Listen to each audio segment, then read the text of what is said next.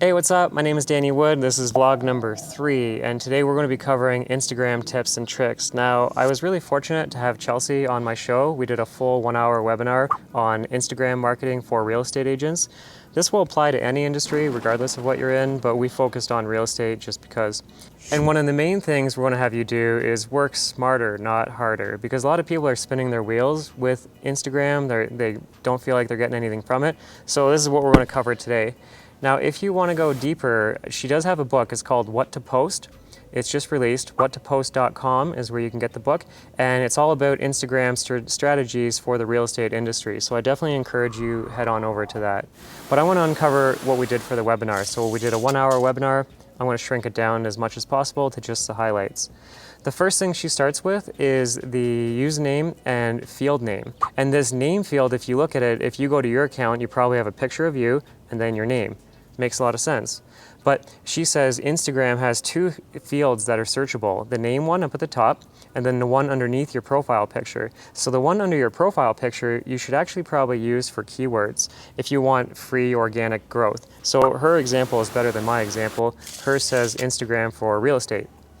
So think of what are the things that you do. Toronto real estate? Maybe you want to put that in there because it's searchable. The rest of the bio is not searchable. So you really want to leverage this for all that you can. The main thing she's going to ask a person when she's doing an audit with them would be, are you on a business account or a personal account? And a lot of people fear this because they don't want to be on a business account because we all know what happened with Facebook with the business page. It's just like everything tanked, right? And you like the way it is. Well, she says there's no negative impact on having a business account over the personal account. There's just a bunch of extra positives and bonuses that you get. So why would you want to miss on that? So there's no algorithmic difference whatsoever. So you should be on a business page.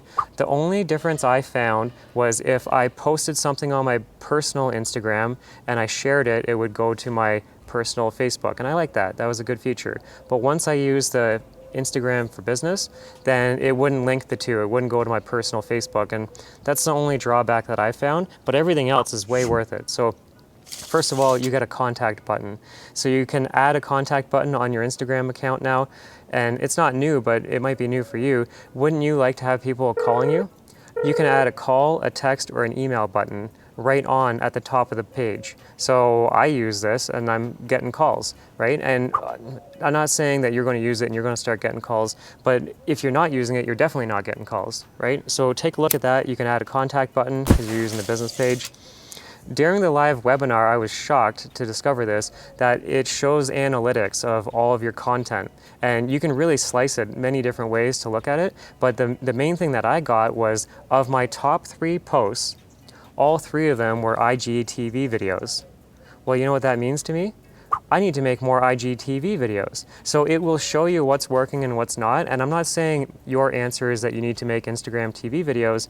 That's what my audience tunes into. But maybe your audience will tune into pictures of cats versus dogs, as an example. So you'll see the common threads and then you'll be able to maneuver strategically, working smarter and not harder.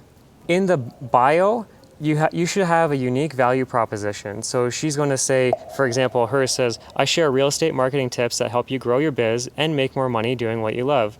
DM me for a free Instagram audit. Helpful downloads? Click here. So I love the 2-step process where she has 2 call to actions. One is for a direct message for like a free audit, and then the other one is to take action to go somewhere else. So I literally just copied her basically word for word, because if it works, rock it. So I said, I help brokerages with recruiting and real estate agents with marketing. Message me for a free audit consultation if you want to grow. And then I give them the link to take more action. So I really like that 2-step process where you add 2 unique value propositions into your bio. I mean, if you're not, then you're not getting anything, right? So take a look, use what we're doing, modify it to be your own. One of the things I discovered is that the Instagram stories, I thought they were all just deleted. They'll have a 24-hour shelf life and then they're gone. They're archived. So you can go back to all of your past stories, pull them together and group them into different groups, like a highlight. At the top of this page here, I have a banner and it has the different icons. So I put speaking, recruiting, marketing, and vlog. But maybe you want to highlight friends, family, food, and fun, or whatever, right? Think of it as like a mind share mission of all the things that you're up to in life, and somebody goes to your Instagram account, what's the thing that you want them to know about you? So that's what these groups are all about. And the fact that they're archived, you can go back in time and create a clean slate of a whole bunch of little groups of archived stories. It's pretty cool. You should be doing it. I don't know why you're not if you aren't. And you can head on over to Etsy and search Instagram story highlight icon. And there's hundreds or thousands of them already made. You can just buy them, $5 or $10, download a pack of them, and then you've got concise, clean branding across the top of all of your highlights, like little buttons. And you can see mine here. There's a real estate example I put on the screen. There's tons of real estate examples that are already done for you. You don't even have to design them. Now for our Instagram stories, we're using this approach. It's a strategy. We're looking at the screen size, and then we're dividing it into 3 sections. The very top section is a banner for your branding or a call to action or whatever. And then we use negative space. That way we could add things like buttons and text and stickers. And then underneath that is going to be the photo of the actual post. So when we post something, we actually break it up into 3 sections, and we make sure to include lots of room for negative space. That way we could add things like hashtags and usernames, or we could add things like interactive buttons. Otherwise, you're putting your content on top of other content. So pre-build your story with the thought of having a negative space in mind. Now, of all of the tips and tricks that you're going to learn from anybody on any social media platform, the answer is always going to come down to engagement. So if, for example, you have 500 friends on Instagram and all 500 of them post something today, are you going to see all 500 posts? No, you're not. And so how does Instagram determine whose posts they're going to show you? Here's an example of how I did that strategy. I posted this on Facebook and I said, hey, we're doing a webinar, we're going to record it, you can join live, who's interested? It's basically what I said. And 180 people commented saying, I do, I want it, this is my email, whatever. So I used it as an opportunity to build and grow my database and my sphere of influence. Now, had I just posted on Facebook saying, hey, I'm doing a webinar, this is the date and time, this is the link to register, do you think I'd get 180 people? No, I'd probably get like 5 or 10 or something. But because I got really interactive with it and I would comment and tag them back and then thank them and private message them, it's all part of the algorithm. So now when I do another event like this, I'm going to be higher on their awareness radar. It's awesome. So the 4 main ways that you can increase your engagement would be direct messages. That's probably the biggest one. If you can get a real conversation with a real person and it goes back and forth multiple times, that's huge. So now when you post in the future, there's a good chance that they will see your posts. Comments, likes, story replies, those are all easy little touches that don't cost you anything. It's just like, here's the thing, it's called social media for a reason. You got to be social with it. If you're not going to be social with it and you don't want to do it, that's fine. Just don't waste your time not doing it. I'd rather you not even try, and instead of you saying, yeah, I got Instagram, it doesn't work for me, it's because you're not working it. You have to actually be interactive with people and not be shy.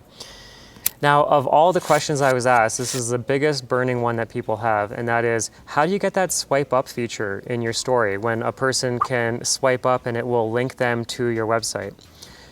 Instagram has a rule that you need 10,000 followers before that will unlock. And even some people that have 10,000 followers, that's not even unlocked for them yet. I'm going to share with you the answer, but I'm not going to give it to you. What I want you to do is I want you to go to Chelsea's Instagram account. I'm going to point to her name.